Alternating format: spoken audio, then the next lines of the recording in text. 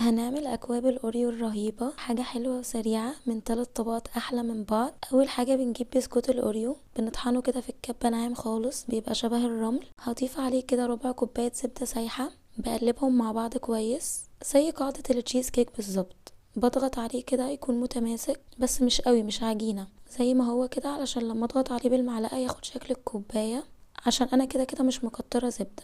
بس بقلبه كويس قوي مع الزبدة وبسيبه على جنب لغاية لما نعمل الطبقة التانية. طبقة الكريمة، في بولة هضيف 2 كيس كريم شانتيه، عليهم كوباية لبن ساقعة انا حطيتها 5 دقايق كده في الفريزر. هضربهم بالمضرب الكهربائي لحد لما اوصل للقوام ده.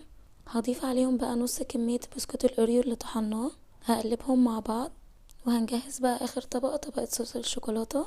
هنا قطع شوكولاتة صغيرة، اي نوع انتوا بتحبوه، ممكن شوكولاتة خام او باللبن. هضيف عليهم ربع كوباية كريمة او لبن، سخنتها كده دقيقة او 30 ثانية في الميكرويف. هقلبهم كويس لغاية لما تسيح، وممكن تسيحوها على حمام مية سخنة او يكون عندكم صوص شوكليت جاهز. بس بعد ما ساحت كده هضيف عليها معلقة زيت بتخليها تلمع وتبقى حلوة وخفيفة. هبدأ بقى اوزع في الكوبايات، بحط كمية مناسبة من خليط البسكوت وبضغط عليه كده بالمعلقة. بخلص الكمية كلها، بعدين هضيف طبقة الكريمة.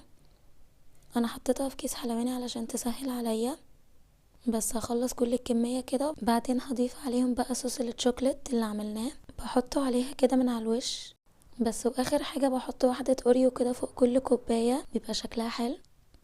بس كده، جربوها، حاجة حلوة وسريعة وسهلة، يا رب تعجبكم، بألف هنا.